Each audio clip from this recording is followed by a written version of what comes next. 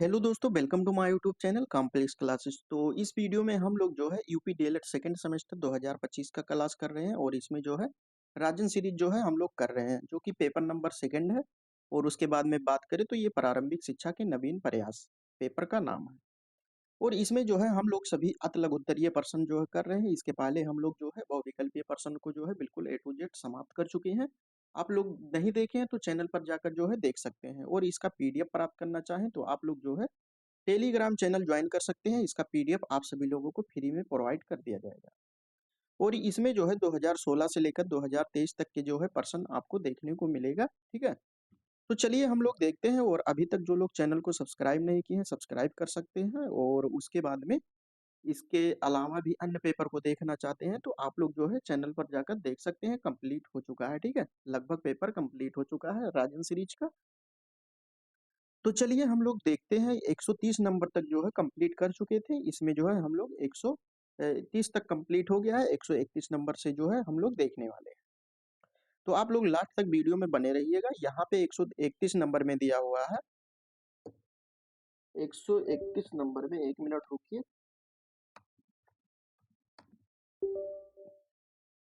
यहाँ 131 नंबर में दिया है कि बालक बालिकाओं के अधिकारों के हनन को जो है क्या कहते हैं।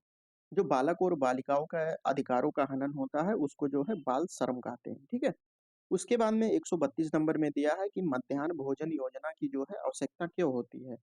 इसमें क्या होता है कि ड्रॉप आउट होने के कारण जो है बच्चों की पढ़ाई ठीक प्रकार से नहीं हो पाती है, और इसी को जो है कम करने के लिए मध्याह्न भोजन योजना की आवश्यकता पड़ती है। 131 नंबर 32 नंबर की बात करते हैं तो यहाँ पे दिया है कि मध्याह्न भोजन योजना जो है केंद्र सरकार द्वारा जो है इसको कब लागू किया गया था। तो इसको जो है चालू किया गया था 15 अगस्त 1995 को जो है चालू किया गया था।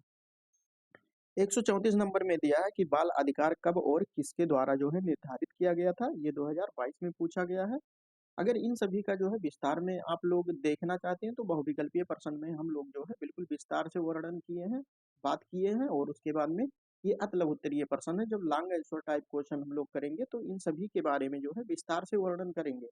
और इन सभी का जो है हमने कोर्स एक एग्जामरत बैच चलाया था, वहां पे आप लोग नहीं देखे तो सेकंड पेपर बिल्कुल ए टू जेड कंप्लीट हो चुका है, टॉपिक बाय टॉपिक। और उस पे जो प्रीवियस ईयर क्वेश्चन अभी तक बने हुए हैं उस पे भी जो है हम लोग बात कर चुके हैं। इसमें जो है रैपिड फायर ये चलेगा बिल्कुल, ठीक है।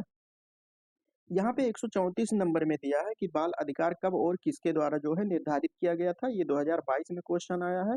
तो बालक के अधिकार को जो है संयुक्त राष्ट्र यूएन संयुक्त राष्ट्र संघ द्वारा जो है 10 दिसंबर 1950 को जो है निर्धारित किया गया था। उसके बाद में 135 नंबर में दिया है कि शिक्षा अधिकार अधिनियम की जो कोई दो विशेषताओं को जो है लिखना है। तो इसमें जो है 6 से 14 वर्ष को जो है निःशुल्क शिक्षा जो है दिया जाता है। और उसके बाद में बालकों के शारीरिक मानसिक पड़तालना ना की जाए, ये सभी विशेषताएं हैं। उसके बाद में 136 नंबर की बात करते हैं।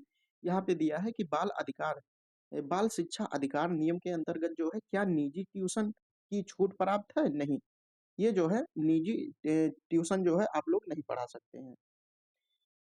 उसके बाद में जो है 137 नंबर में दिया है कि मैकाले द्वारा अपने विवरण पत्र में कौन सा ध्येय वाक्य जो है लिखा गया था। तो इसके द्वारा जो है एक अच्छे यूरोपीय पुस्तकालय की एक अलमारी का साहित्य भारत व अरब का संपूर्ण साहित्य के समान है। ठीक है, इसने कहा था कि एक अच्छे यूरोपीय पुस्तकालय की एक अलमारी, एक जो यूरोपीय पुस्तकालय है उसमें एक अलमारी का साहित्य जो है भारत और अरब का संपूर्ण साहित्य के जो है समान है माना जाता है। ये लिखा था मैकाले ने। 138 नंबर में दिया है कि हंटर कमीशन द्वारा माध्यमिक शिक्षा के क्षेत्र में जो है कौन सी आर्थिक प्रणाली जो है लागू की जो आज भी प्रचलित है। तो अनुदान प्रणाली जो है हंटर कमीशन के द्वारा जो है लागू की गई थी, जो कि आज भी जो है ये प्रचलित है।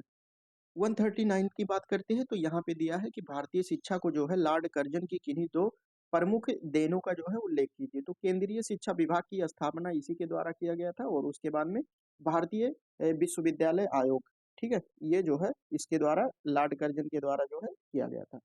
उसके बाद में 140 नंबर में दिया है कि नई शिक्षा नीति 1986 की किन्हीं दो प्रमुख विशेषताओं का वर्णन कीजिए। तो इसकी विशेषताओं की बात करें तो शैक्षिक अवसरों की जो है सभी के लिए समानता और केंद्र सरकार की इसमें जो है भागीदारी को सुनिश्चित किया गया था। 141 नंबर में दिया है कि प्रोफेसर यशपाल समिति किस प्रमुख समस्या के लिए जो है गठित की गई थी।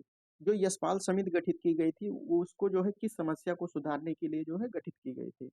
तो इसमें है छात्रों का शैक्षिक बोझ को जो है कम करना, यशपाल समिति। ठीक है, लर्निंग विदाउट बर्डन।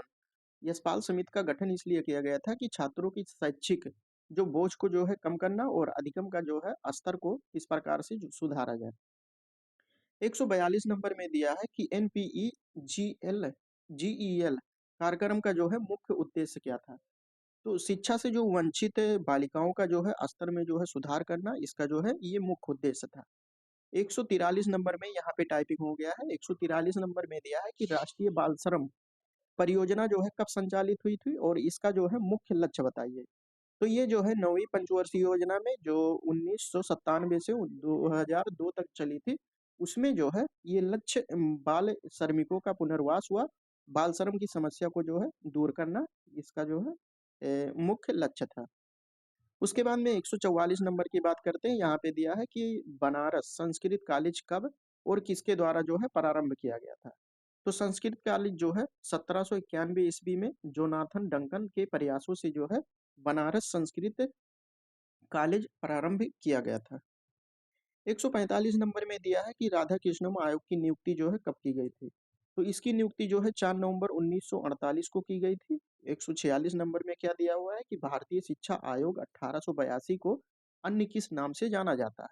जो भारतीय शिक्षा आयोग है इसको जो है हंटर कमीशन के नाम से भी जाना जाता है। ठीक है। और लॉर्ड कर्जन कब भारत आया था। तो लॉर्ड कर्जन की बात करें तो ये जनवरी 1889 ईस्वी में जो है भारत के गवर्नर जनरल होकर जो है ये भारत आया था। 148 नंबर में दिया है कि भारतीय विश्वविद्यालय आयोग की नियुक्ति कब की गई थी। तो भारतीय विश्वविद्यालय आयोग की नियुक्ति जो है 1902 ईस्वी में की गई थी। 149 नंबर की बात करते हैं। यहाँ पे दिया है कि भारतीय विश्वविद्यालय अधिनियम कब पारित हुआ था। तो भारतीय विश्वविद्यालय अधिनियम जो है 1904 ईस्वी में जो है करजन की सरकार ने भारतीयों की परवाह न करते हुए भी जो है भारतीय विश्वविद्यालय अधिनियम जो है पारित कर दिया था।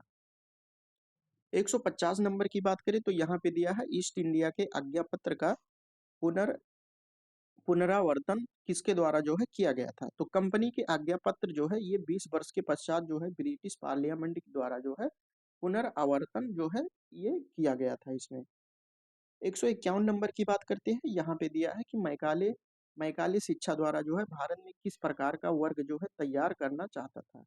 तो ये जो है उच्च वर्ग को तैयार करना चाहता था। यानी मैकाले ने अपने विवरण पत्र में लिखा है कि हमें भारत में एक ऐसा वर्ग बनाना चाहिए जो रक्त और वर्ण में भारतीय, यानी रक्त और वर्ण में जो है भारतीय रहे किंतु रुचि और नैतिक आदर्श और बुद्धि में जो है अंग्रेज रहे। ठीक है।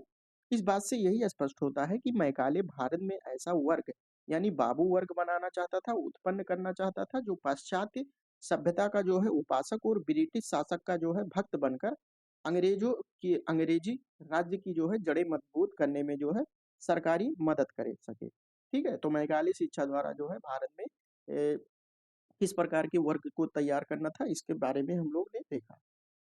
152 नंबर में दिया है कि बुट के आदेश पत्र में जो है शिक्षा का माध्यम क्या निर्धारित किया गया था। तो इसमें जो है अंग्रेजी और भारतीय भाषाओं को जो है शिक्षा का माध्यम जो है निर्धारित किया गया था। 153 नंबर की बात करते हैं। यहाँ पे दिया है कि यशपाल समिति की अध्यक्षता में गठित समिति का उद्देश्य क्या था। ठीक है। जो यशपाल समिति के जो है ये यशपाल समिति की अध्यक्षता में जो गठित समिति का उद्देश्य जो है क्या था। इसमें था कि अधिगम की गुणवत्ता में जो है किस प्रकार से सुधार किया जाए और सभी स्तरों के स्कूल स्कूल स्कूली छात्रों और विशेषकर जो छोटे बच्चों पर जो है पढ़ाई के बोझ को जो है कम करना के उपायों के लिए जो है सलाह दिया गया था ये यशपाल समिति के द्वारा। 154 नंबर की बात करें तो ऑपरेशन ब्लैक बोर्ड विद्यालयों में जो है कौन कौन सी सुविधाएं प्रदान करता है। तो इसका जो है लंबा लिस्ट है, इसके बारे में हम लोग देखते हैं। आधारभूत सुविधाओं का मतलब ये होता है कि जो एक स्कूल होता है, विद्यालय होता है, तो उसमें जो है ऐसी सुविधाएं जो है उपलब्ध कराना जिसके द्वारा बच्चों का ठीक प्रकार से जो है विकास हो सके और उससे जो कुछ टीचर समझाते हैं उनको ठीक प्रकार से समझ में आए। तो यहाँ पे हम लोग देखते हैं एक एक करके। यहाँ पे सबसे पहले दे रहा है कि शिक्षक उपकरण जैसे हो गया पाठ्यक्रम शिक्षक संदर्भित पाठ्य पुस्तक जो बुक होती है उसको जो है प्रोवाइड कराना। कक्षा शिक्षण सामग्री जैसे हो गया मानचित्र, ग्लोब और चार्ट, इन सभी को उपलब्ध कराना, खेल सामग्री और खिलौनों को उपलब्ध कराना, जो विज्ञान किट होते हैं और लघु यंत्र किट जैसे हो गया पेचकस, प्लास हो गया, इसे पिलास कहते हैं, ठीक है? और श्रम उपकरण जैसे रेडियो हो गया, पुस्तकालय हेतु पुस्तकें और विद्यालय घंटी हो गया, ठीक है? जो पीरियड चलता है, ठीक है? कितने घंटे का। उसके बाद में है संगीत उपकरण जैसे ढोलक हो गया, तबला हो गया, हारमोनिया हो गया, ठीक है? और शिक्षक के पास जो है आकस्मिक खर्च हेतु जो है धन, कक्षा कक्ष, शौचालय की व्यवस्था, चटाई की व्यवस्था, कुर्सी शिक्षकों के लिए और ब्लैक बोर्ड की व्यवस्था। तो ये सभी आधारभूत जो है सुविधाएं हैं जो कि इसके अंतर्गत ऑपरेशन ब्लैक बोर्ड के अंतर्गत जो है सुविधाएं उपलब्ध कराना चाहिए। उसके बाद में 155 नंबर में दिया है कि बेसिक शिक्षा परियोजना के उद्देश्य बताइए। जो बेसिक शिक्षा परियोजना के जो है उद्देश्य क्या-क्या होते हैं इसको बताना है। तो सबसे पहले यहाँ पे फर्स्ट की हम बात करें तो विद्यालय सुलभ करना। यानी इस योजना के अंतर्गत जो है 300 की आबादी तथा 1.5 किलोमीटर की दूरी 300 की आबादी की बात कर रहा है और 1.5 किलोमीटर की दूरी पर जो है प्राथमिक विद्यालय या वैकल्पिक शिक्षा केंद्रों को जो है खोलना शामिल है। और उसके बाद में नामांकन की अगर बात करें तो वर्ष 2000 तक जो है 6 से 14 वर्ष वर्ग के जो है सभी बालक बालिकाओं को जो है विद्यालय में नामांकन करना और उपलब्धि प्राप्त करना, मतलब वर्ष 2000 तक जो है विद्यालयों में नामांकित बच्चों की न्यूनतम अधिगम स्तर की जो है दक्षताएं विकसित करना। न्यूनतम अधिगम स्तर हम लोग पढ़ चुके हैं, जैसे अगर कोई भी बच्चा हो गया उसको जो है 33% लाना अनिवार्य है, उससे अगर कम आएगा तो वो क्लास में फेल हो जाएगा। तो वो जो 33% है उसे जो है न्यूनतम अधिगम स्तर के नाम से जाना जाता है, ठीक है? उसके बाद में है सतत शिक्षा, यानी लगभग 5000 की ग्रामीण क्षेत्र की आबादी पर जो है सतत शिक्षा की जो है सुविधा प्रदान की जाए। 156 नंबर में है कि प्रथम चरण में डीपीईपी देश के किन राज्यों में जो है लागू किया गया था। तो ये 7 राज्यों में जो है 42 जनपदों में जो है प्रथम चरण में चयनित, जैसे 7 राज्य मध्य प्रदेश हो गया, असम हो गया, हरियाणा, महाराष्ट्र, कर्नाटक और तमिलनाडु के साथ केरल, इन 7 राज्यों में जो है ये लागू किया गया था। 157 नंबर में दिया है कि ड्रॉप आउट के संदर्भ में जो डीपीईपी का उद्देश्य क्या होता है। तो इसमें ड्रॉप आउट की दर को जो है 10% तक जो है कम करना था तथा धारण क्षमता को जो है 90% तक जो है बढ़ाना था। उसके बाद में है ईसीसी के शब्द को अंग्रेजी में जो है यहाँ फुल फॉर्म लिखना है। तो ईसीसी का मतलब होता है कि early childhood care and education, ठीक है? ये ईसीसी का फुल फॉर्म होता है। उसके बाद में 159 नंबर की बात करते हैं। यहाँ पे दिया है कि प्रथम चरण में मध्याह्न भोजन योजना प्रदेश के कितने जनपदों एवं कितने विकास खंडों में लागू किया गया था। तो ये जो है 38 जिलों में लागू किया गया था और विकास खंड की बात करें तो 248 विकास खंडों में जो है इसको संचालित किया गया था।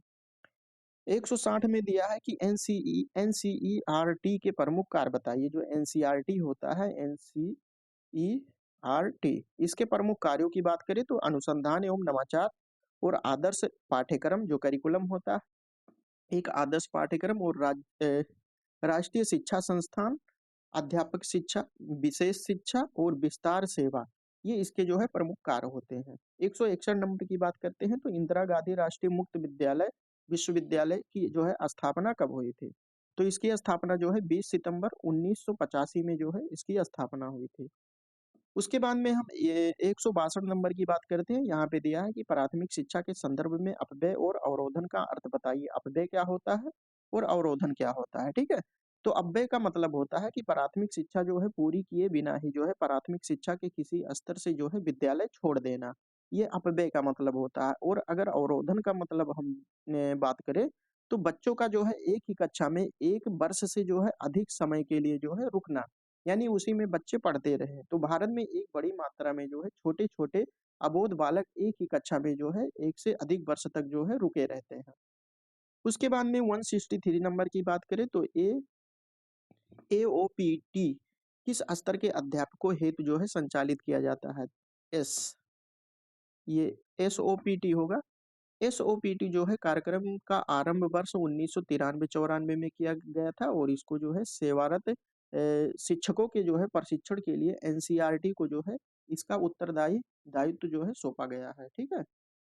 164 नंबर की बात करते हैं। इसमें दिया है कि उत्तर प्रदेश बेसिक शिक्षा परियोजना मूलतः किन-किन कार्यों से संबंधित है। जो उत्तर प्रदेश बेसिक शिक्षा परियोजना है ये मूलतः इसका जो है कार्य क्या होता है, इसको लिखना है। तो इसके अंतर्गत जो राज्य, जनपद और स्थानीय स्तर पर जो विभिन्न इकाइयाँ होती हैं, उन माध्यम से जो है पूरे राज्य में 6 से 14 वर्ष के बच्चों को 100% जो है बच्चों का नामांकन करना तथा उनकी विद्यालयी सुविधाओं का जो है नियोजन और प्रबंधन करना इसमें शामिल होता है। उसके बाद में 165 नंबर की बात करते हैं। यहाँ पे दिया है कि पूर्व प्राथमिक शिक्षा परियोजना के अंतर्गत शिशुओं के सर्वांगीण विकास हेतु जो है कौन-कौन सी योजनाएं चलाई गई है। तो यहाँ पे देख सकते हैं इस स्तर के शिशुओं को जो है पढ़ाना, लिखाना और गिनती ही केवल ना सिखाकर जो है उनके सर्वांगीण विकास हेतु जो है खेल, कहानी और गीत और अन्य रोचक क्रियाओं का जो है आयोजन किया जाना चाहिए। 166 नंबर की हम बात करते हैं। यहाँ पे दिया है कि सर्व सर्व शिक्षा अभियान के सफल क्रियान्वयन हेतु जो है सरकार द्वारा कौन-कौन सी योजनाएं चलाई जाती है, इसको देखते हैं। तो सर्व शिक्षा अभियान को जो है निम्नलिखित योजनाएं जो चलाई जाती है उसके बारे में हम देखते हैं। यहाँ पे दिया है कि 2003 तक जो है प्राथमिक विद्यालयों में शिक्षा गारंटी केंद्रों, वैकल्पिक और विद्यालय शिविरों में जो है सभी बच्चों को जो है प्रवेश कराना।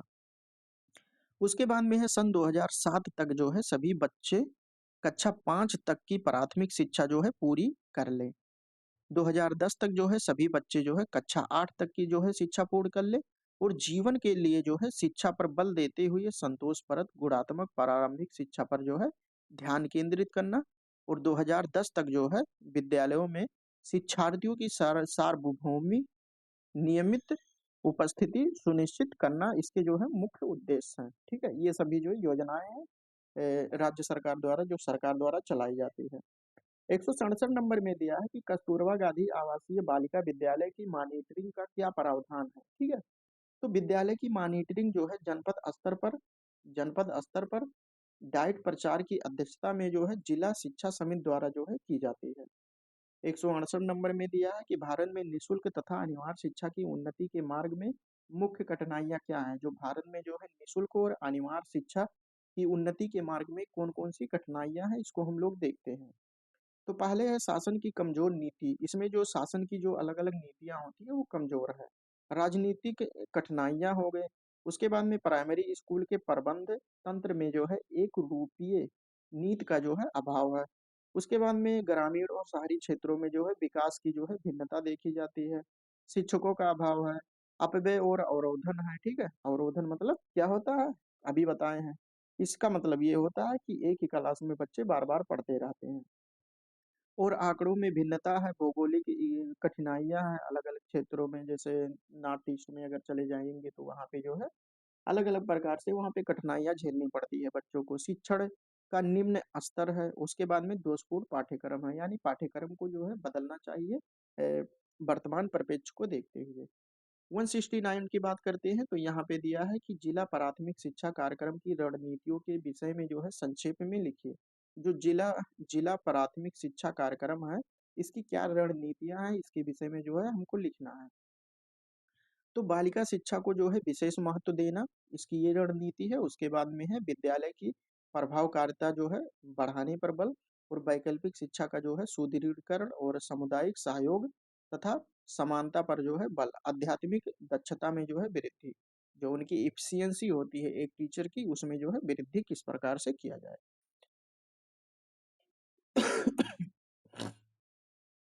उसके बाद में 170 नंबर में दिया है कि सर्व शिक्षा अभियान की दो विशेषताएं बताइए।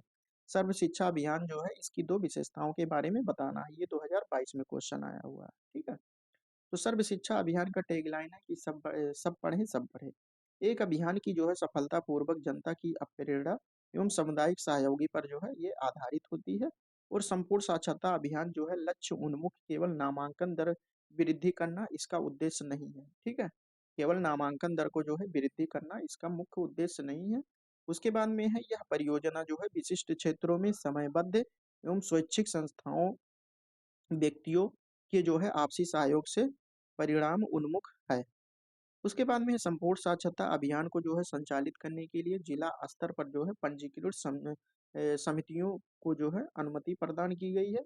उसके बाद में है इस कार्यक्रम में जो है बाह्य लक्ष्यों को जो है शामिल नहीं करते हुए बल्कि लक्ष्यों की पूर्ति सर्वे कराने की जो है करा के की जाती है। तो इस प्रकार से हम लोगों ने जो है 170 क्वेश्चन तक जो है कंप्लीट कर चुके हैं। इसके आगे जो है हम लोग कल के वीडियो में करने वाले हैं, ठीक है? तो इतना जो है इतना फास्ट इसलिए करा है क्योंकि जो है इसमें जो है अगर आप लोग जो है राजा सीरीज पढ़ चुके होंगे तो यहाँ पे जो है चेक कर सकते हैं, ठीक है? तो इसका पीडीएफ प्राप्त करना चाहें तो आप लोग टेलीग्राम चैनल ज्वाइन कर सकते हैं, और उसके बाद में टॉपिक बाय टॉपिक अगर पढ़ना चाहते हैं तो एग्जामरत बैच की यानी प्ले लिस्ट को जो है आप लोग फॉलो कर सकते हैं। वहाँ पे पेपर नंबर सेकंड जो है बिल्कुल कंप्लीट हो चुका है। उसका पीडीएफ भी जो है आप सभी लोगों के पास भेज दिया गया है।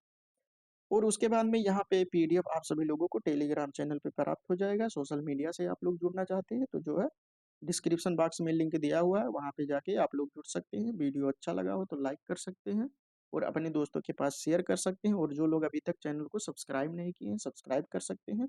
तो चलिए दोस्तों, हम लोग जो है इसके अगले प्रैक्टिस सेट में मिलेंगे। तब तक के लिए जय हिंद, जय भारत।